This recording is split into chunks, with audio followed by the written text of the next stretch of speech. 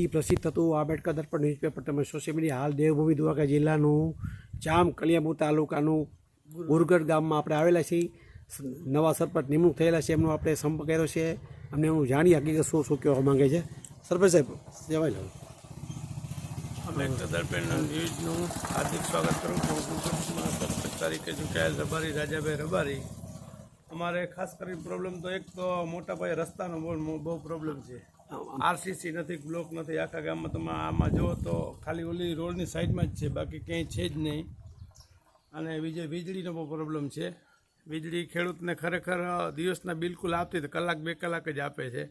બાકી આખો દિવસ ખેડૂત વાટ જોઈને થાકી જાય. દિવસના વીજળી જ નથી આપતા. રાતના આપે તો રાતના અત્યારે સમજી લો એક તો ડૂચામાં કઈ રીતે જીવજંતુ આ તો ખેડૂતને પાણી વાળવાની બહુ મોટી તકલીફ એ છે. રોડ રસ્તાવાળી છે.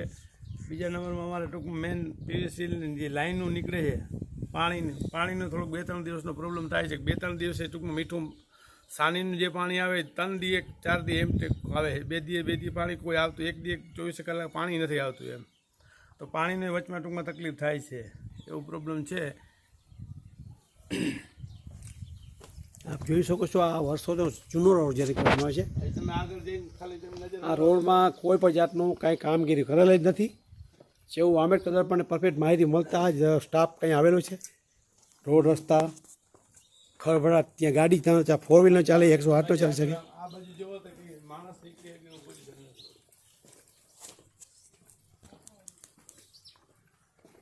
અહીં સ્પેશિયલ વાહનનો રસ્તો છે 4 એની જગ્યાએ 2 વ્હીલર જોઈ શકો છો આપ. ઓલા ભાઈ જો ચાલી આવે એમની જો કેવી સ્થિતિમાં ચાલી આવે છે આપ જોઈ શકો છો. હાલ ત્યાં વરસાદ નથી, જોઈ શકો છો રસ્તો. આ પર બીજો રસ્તો જો ગામનો. બોલો તમારે શું તકલીફ છે? શું નામ ભાઈ તમારું? રસ્તા વાળી રસ્તા ક્યાં રહ્યો છો?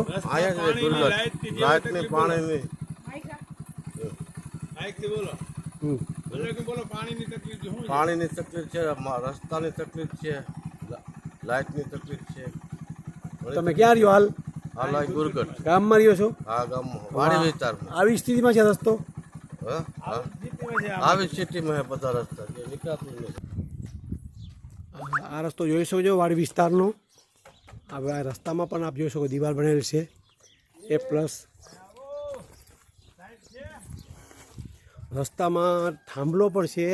આ મેન રોડ વાડી વિસ્તારનો 4 વ્હીલ 2 વ્હીલરનો છે, આપ જોઈ શકો છો. થાંભલો વચ્ચોવચ્ચ PGVCL વાળા દ્વારા આપ જોઈ લ્યો. આ રસ્તો છે, રસ્તામાં PGVCL રસ્તો. જો આ રસ્તા વચ્ચે જ થાંભલો ખોલી દીધો છે. આ બાજુથી આમાં ગાડી ન નીકળી કે 4 વ્હીલ કામે નહીં, ખાલી મોટરસાઇકલ જ હાલી શકે એમ.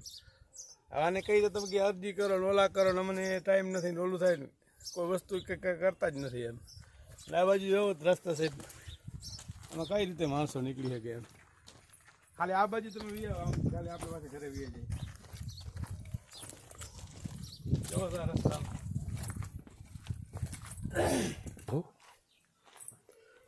આમ જો આઈને લઈ લે પછી જાયલા જઈ લેતા જાય. આ ગુરગઢ ગામના રસ્તા આપજો. બંને સાઈડ બાવર 2 વ્હીલર ન નીકળી શકે, 108 નો આવી શકે. રેસિડન્ટ એરિયો. કોઈ પણ બેન દીકરીને કાંઈ પણ તકલીફ હોય તો કાં તો રોડે જવું પડે. બેન દીકરીને કાંઈ પણ 108 બોલાવો તો તમારે રોડે જવું પડે. બાકી સ્કૂલ કોઈ ગાડી જ નથી આવી શકતી અંદર એમ.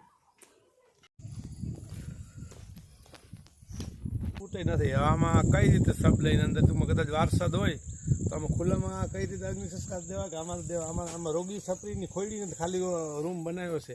જો આમાં કઈ રીતે થાય? આમાં હાલતતા જુઓ તમે, ખાલી ઓલી બાજુ કેમેરા ફેરો.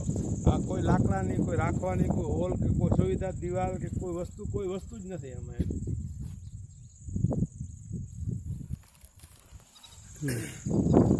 એટલે મહેરબાની કરીને તાકીદ કરીને જેમ બને આ સુવિધા તમારે ખાસ કરીને જરૂર છે. તળાવ વિશે શું કહી શકો? તળાવમાં પણ બિલકુલ જવા પણ નથી. કોઈ બેન દીકરી એમાં કપડાં ધોઈ શકે. તમે ઓલી બાજુ ચારે બાજુ આપણે ફરો, તમે જવાની જગ્યા જ નથી એમ. જગ્યા જ નથી એમ. કારણ તળાવની જરાક વિડીયો ઉતારીને જોઈ લ્યો. રોડ રસ્તા તો તમારા બિલકુલ રોડ રસ્તામાં કોઈ એમ્બ્યુલન્સ કે કોઈ વસ્તુ આવી શકે એવું પોઝિશન જ નથી એમ. આ વિશે આગળ તમે કાંઈ કાર્યવાહી કરવા માંગો છો? ના, જરૂર કરશું એમ. આ તો હજી એમને આવ્યા એને રોજથી 2 મહિનાથી અમારી મનસિયાલી મહેનત અમે ટૂંકમાં કરશું. અમારા ગામનું તળાવ છે, આમાં ખાલી 20 ફૂટ જ જગ્યા છે. બેન દીકરી ટૂંકમાં આખા ગામને અહીં ધોઈ શકે, બાકી કોઈ જગ્યાએ તમે જઈ શકે એવું પોઝિશન જ નથી. તમે જો બધા ચારે બાજુ 52 જૂન થઈ ગયા છે. આખો તળાવમાં તમે વિડીયો ફેરવી લ્યો, કોઈ જગ્યાએ બેન દીકરી જાય જ ના. ખાલી 20 ફૂટની જગ્યા ઉપર જ એ કપડાં ધોઈ શકે એમ, બાકી કોઈ જગ્યાએ કોઈ જઈ શકે એવું પોઝિશન જ નથી એમ. આખું તળાવ કિલ્લે છે, 12 મહિના પાણી ન જાય આમાં. અને આખા ગામની બેન દીકરી અહીં જ નાવા ધોવા બિચારા આવે. આ છે ગુરગટ ગામની અંદર, ગામમાં તળાવ છે.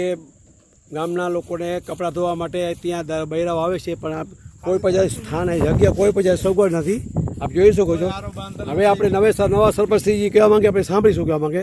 કોઈ વસ્તુ કાંઈ આમાં ટૂંકમાં કોઈ આરો બાંધેલ છે કે કોઈ બાવળ કાઢેલા છે, વ્યવસ્થા કરેલી છે, કોઈ જગ્યા ઉપર બે ત્રણ જગ્યા ઉપર હોય તો બેન દીકરી અવરા આટલા ઉપર તો કઈ રીતે 10 ફૂટની જગ્યા ઉપર બધા આખો ગામની બેન દીકરી કપડાં કઈ રીતે ધોઈ શકે એમ. એટલે આ મોટામાં મોટી અમારી પરેશાની છે. આ વિશે તમે પ્રશ્ન સોલ્વ કરવા માંગો છો ને? જરૂર અમે પ્રશ્ન સોલ્વ કરવા માંગીએ છીએ. ઓકે.